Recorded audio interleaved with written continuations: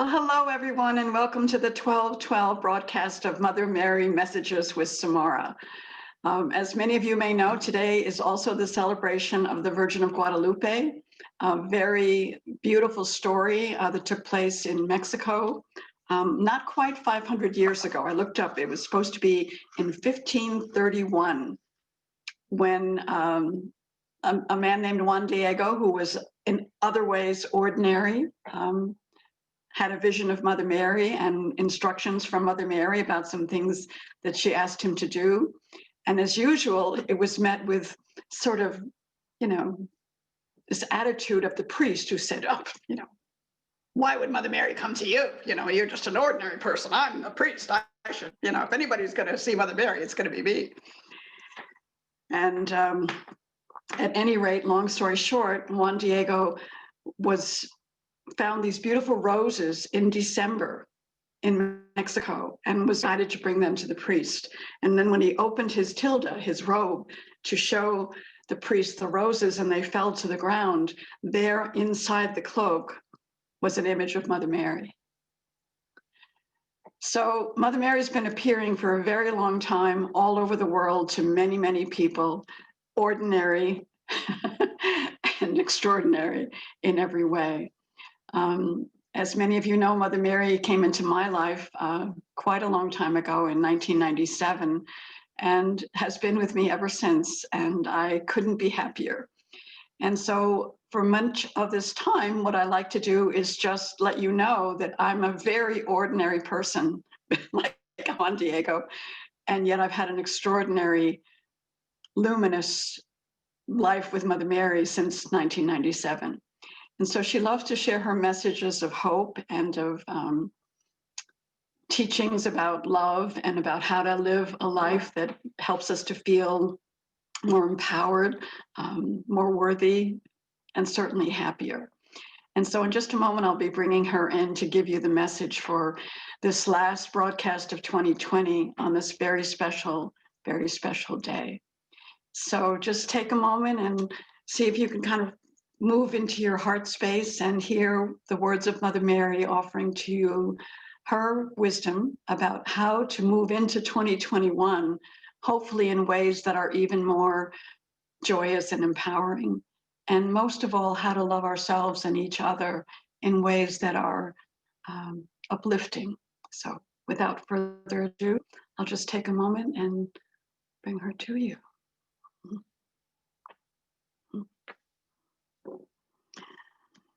Well, hello, dear ones, and thank you so much for taking a little bit of your time and hopefully a little bit of your energy to hear something that I hope will be helpful to you. So why would I appear to Juan Diego? Why would I appear at Lourdes? Why would I appear in Fatima? Why would I appear tonight on your screen? I don't know. If you think about it quite simply, you may wonder, what is the relationship between your human body on your journey, living where you live, doing what you do, and let's just call it the invisible realms? What is your relationship with that? For many people, there isn't any. But it doesn't mean we don't exist. It simply means they're either not interested or not listening or don't feel that Mother Mary would come to them. And so if you read back on all the stories of who I most often appeared to, it was often the ordinary ones, to the children, to the peasants. Why would I do that? Well, the simple answer is no one is ordinary. No one is ordinary. Each of you has a spectacular and unique essence. Each of you. No one was left out. And the difficulty is that that essence is often not allowed to be nurtured. It doesn't thrive, especially in an environment where oftentimes, rather than encouraging you to express your essence, you're encouraged to get good grades, get a good job, be a steady person in some way. And there's nothing wrong with any of those things. But if they don't connect with your own essence, you wind up feeling sort of robotic, and you wind up feeling like you're missing something, like there's something in another room that if you could just find the door, perhaps there would be something special for you. So more than anything, at this time of year when the old is coming to an end in terms of how you keep your calendar, and the new is not yet here, my gift to you is going to be a little fireside chat about how to allow yourself to know that you are an exceptional, extraordinary being. And so the word I want to expand upon for tonight is the word believe. B-E-L-I-E-V-E, believe.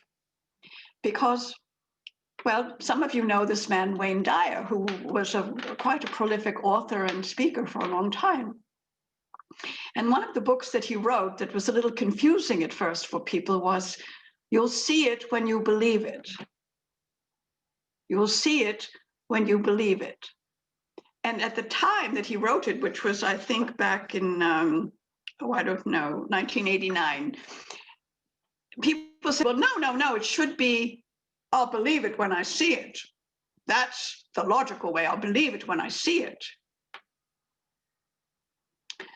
But if you want to have a relationship with the divine, which is really a relationship with yourself, your own essence, your own being, for this time, I would love you to just begin to realize everything that you want that you're not seeing, in part, is because you don't believe that you could see it. So the reason that I have appeared in so many places for so many years was with that same idea, that same message. Believe in what you cannot initially see, or what other people are telling you is crazy or not possible, until you then bring them some evidence. And so what you're seeing in the world right now is this cacophony of understanding, what is it that I believe? Do I believe in miracles? Do I believe in conspiracy theories? Do I believe in my government? Do I believe that my boss is a good person? Do I believe that I'm a good person? What do I believe is possible? Because what I'd like you to do is expand your comfort zone beyond what you think is possible and move yourself into the realm of, well, what would I like to see? What would make this coming year and the years after it even more full of light, even more full of generosity, kindness, compassion, etc.? What would I like to see? So some of you know Samara's an ex-English teacher, and she loves words and playing with words and making everything very logical. So we took the word believe, and for those of you that are taking notes, here's what we did. So we took the B. And so the word I want you to focus on, to build into this idea of believing what you want to see, what you choose to see, rather than reacting to what you think you see. So the first one, the B in believe, is behold. B-E-H-O-L-D, behold. Throughout the Bible and many other beautiful books, you see this word behold. It isn't often used in everyday language anymore, because it often suggests that what you're beholding is something so shiny, so full of light, that it almost takes your breath away. It stops you in your tracks for just a moment. So what I'd like you to begin to weave into your own holy imagination is, what is it I would like to behold? Because part of believing is moving away from a very limited view of what you believe. Well, I believe it when I see it. No, no, no. You'll see it when you believe it. So what would you like to behold? And in that essence of beholding, images may come into your own heart and mind, where it's could be very simple this coming year, where I'd like to behold people hugging each other again without fear of, the dangers that might come with that. I'd like to behold people shaking hands and kindly, treating each other. So behold is part of expanding into the luminous nature of what is possible. Behold. Well, for those of you that can spell, the next letter in believe, of course, is E. And of course, there's 3 E's in the word believe. Very interesting. What I'd like you to do next, after you behold, is express. The first E is for express. So oftentimes, behold means that you're coming into it from an imagination that has seen something in your third eye, in your mind. It isn't yet in the physical, all right? Although you're bringing it in.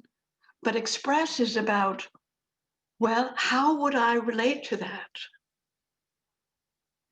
It could be, I see a world of children laughing. And so the next time that you're around your grandchildren or nephews or nieces or little ones, you be sure to take a moment and have a moment of laughter with them.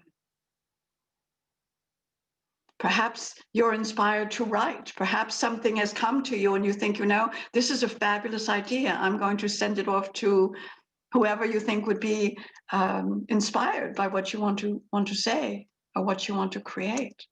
Perhaps you're a painter. Perhaps you make beautiful jewelry, whatever it is.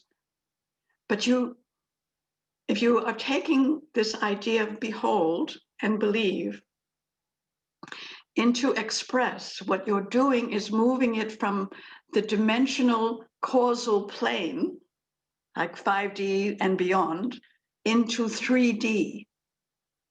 In other words, the way in which your world will change is by bringing through a most beautiful, more wide and deep and glorious view. But to just have it up here doesn't create it in the world. So express is putting it out there. It could be just talking to friends and saying, I just had this idea that we could have a weekly Reiki share on Zoom. What do you think of that? Would you like to join me? I don't know, right? And so you begin to just not stop yourself by limiting thoughts like, well, that doesn't make any money.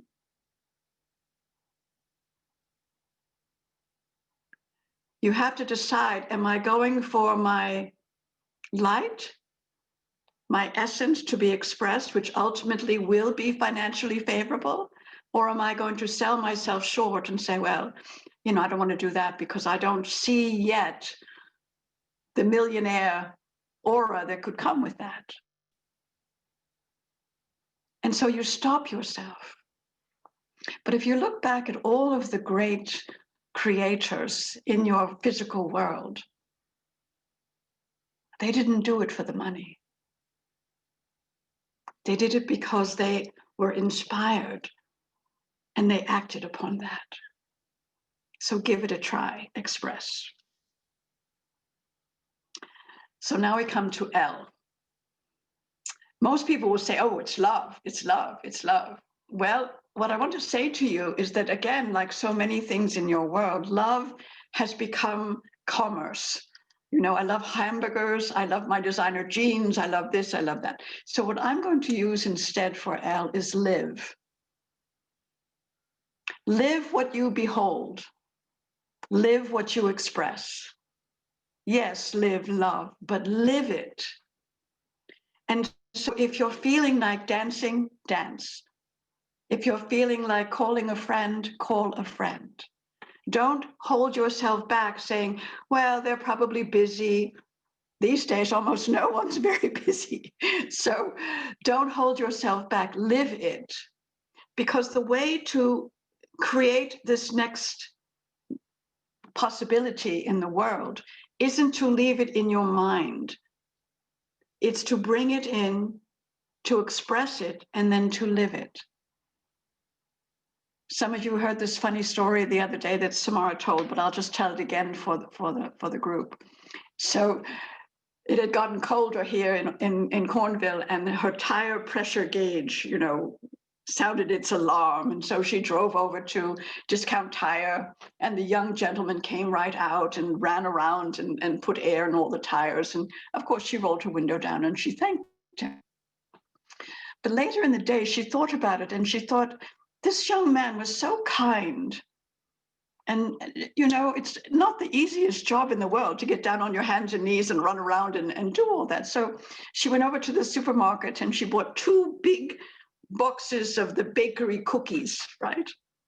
And she brought them back to the Discount Tire place and pulled in, and the manager had a clipboard thinking perhaps she needed tires or something.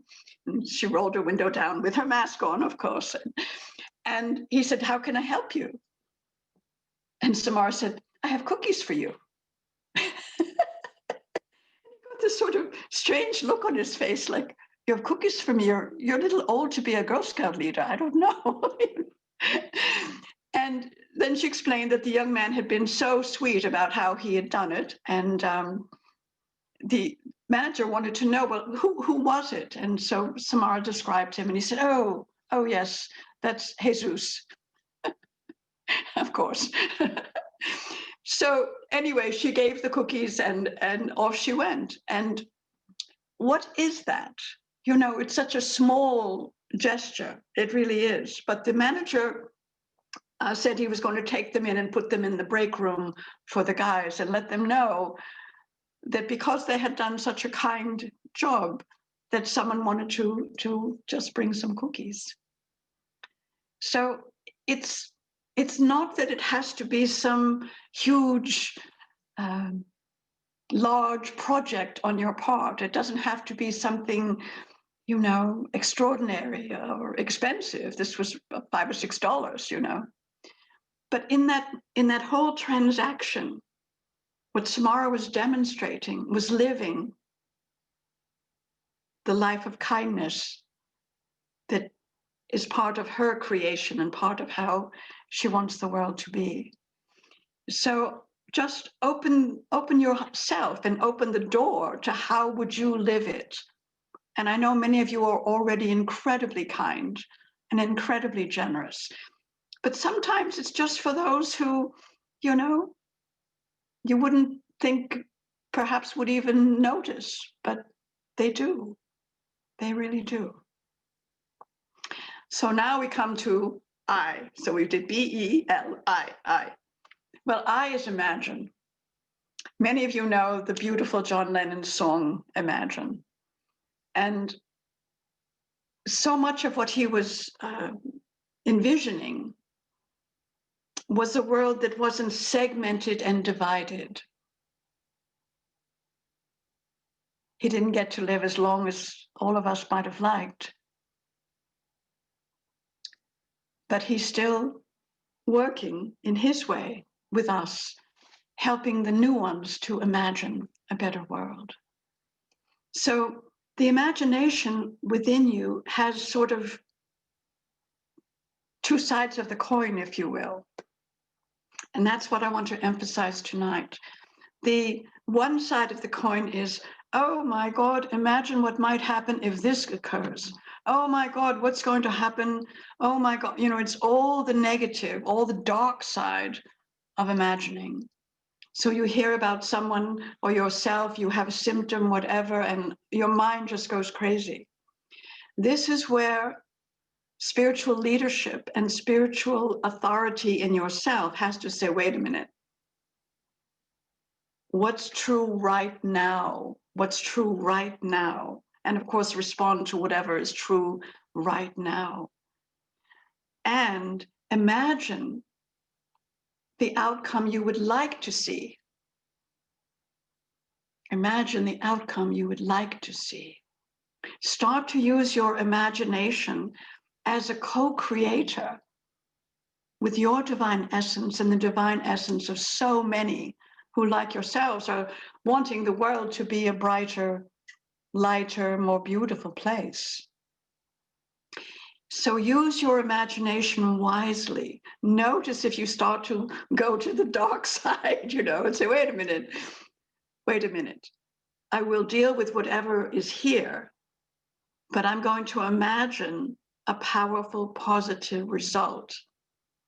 I'm going to imagine that out of this very difficult year that has been true for so many, there can be a renaissance. I'm going to imagine that this is going to highlight the injustice among certain groups of people. I'm going to imagine that we no longer put people in nursing homes and sort of throw them away. I'm going to imagine that there's a better way. I'm going to imagine that these new children coming in are going to have solutions for how to heal the pollution in water and the earth. That's what I'm going to imagine. And so you set your mind and your heart on the course of what you would like to see, what you would like to feel. And of course, you're living that as well. So now we come to the next E. And the next E is very simply empower. Empower yourself, realizing, it's funny. Some people would say, Samara, you're too old. You should just retire and go sit in a rocking chair somewhere. But nonetheless, that's what some people would say. So it's taking a look at what are the things that I'm telling myself or listening to from others, and are those empowering me, or are they leading me to be diminished, ashamed, smaller, less powerful? So how do you empower yourself? I'm going to recommend, I know I'm sort of dating myself with these older books and movies, but if you haven't watched it for a while, go on Netflix or your different things and rent or whatever you do, Field of Dreams. It's an oldie, but in my mind, it's a goodie, because it takes a young man, played by Kevin Costner, from hearing voices through a whole series of amazing encounters and tests, really, right, to build his field of dreams. And I think that although, of course, it's just a story, it shows you something about the human nature that at first doesn't want to believe that the invisible world is speaking to him. And not only that, but asking him to go way out of his comfort zone, even risking his own farm, his own home, to do something that in another way makes no sense. Why would you want me to do this? Why would you want me to do this? And so being empowered in a way means turning off the why, and sometimes even turning off the how, and just coming into that place of saying, if this is for my highest good, and this is what my being, my essence, my energy wants to create and live, I'm going for it. I'm going for it. Briefly, back when I first came to Samara and asked her to share my messages, she began by sharing it with a small group that she was already leading in meditation on a weekly basis. One of the women, who was a dear friend of hers, said, Samara, I think you're having a psychotic break. Why would Mother Mary come through you? You had no devotion to her. I think you're just doing this from your ego. Well, Samara listened because this was a good friend, and she decided to check it out with her Reiki master, who had also been the Reiki master of this other person. And so Samara went to the Reiki master and described what was going on, and listen to see what she would say. And she got the most beautiful piece of advice. The Reiki master said to her, it's very simple. It's a test of whether you believe in yourself or not. And so Samara did go back to her friend and said, maybe it is a psychotic break, but I kind of like it. So I'm going with it. And they parted company, it was just one of those things that couldn't come together at the time. But the reason I'm showing you something is that because Samara did listen and did check it out in her own way and realized this friend, if she had trusted that friend's advice, would have completely disempowered the gift that had come to her. So since then, of course, Samara's made lots of friends that love and appreciate what she does and has not really regretted that. But into your life of empowerment come these moments of testing your resolve, your resilience, your commitment to expressing your essence. So I just say to you, trust what feels right to you. Get counsel if you feel you want to. But the bottom line is, these are gifts from Spirit.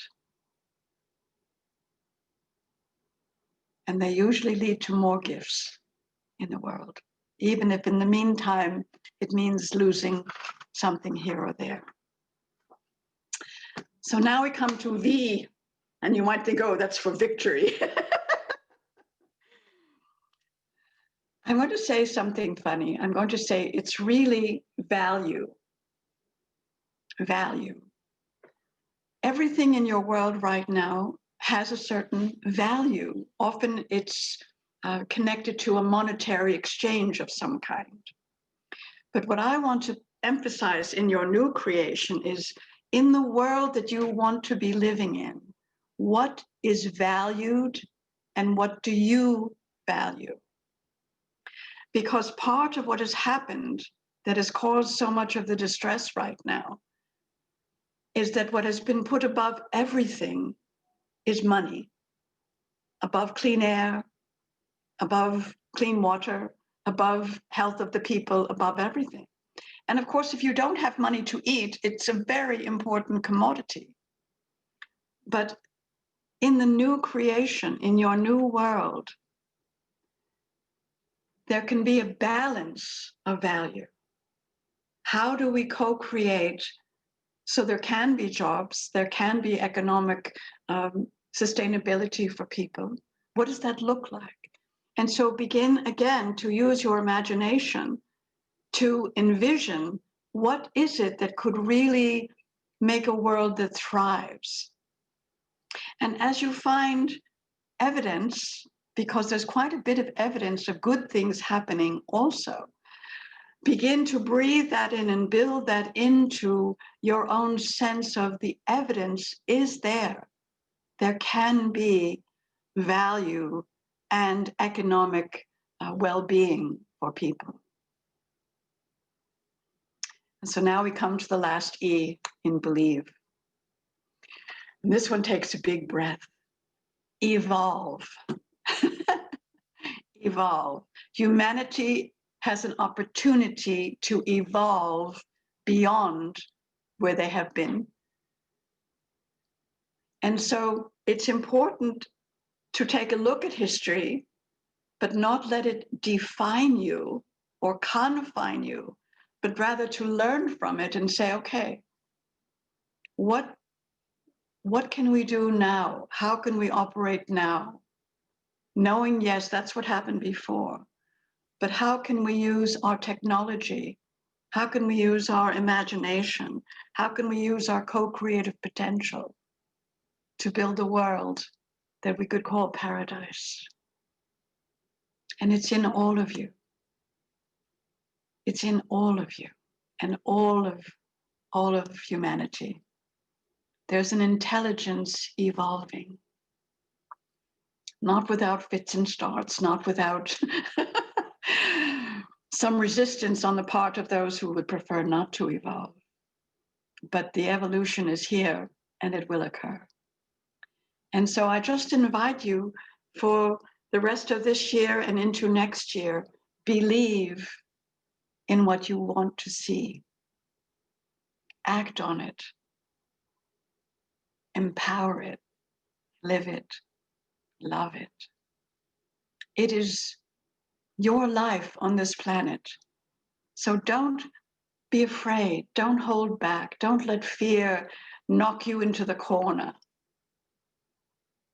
You're braver than that. Many of you have stood with me in other times and other centuries when it seemed like all was lost, but we found it again, and we will find it again now. So I invite you to believe in yourselves, in your possibilities, and in the world I know you want to live in. I love you all so much. May you all be blessed. May you all know how many of us are with you. And may you listen when you get those nudges and trust in the gifts of spirit that are here for all of you. Much love. Much love. Namaste.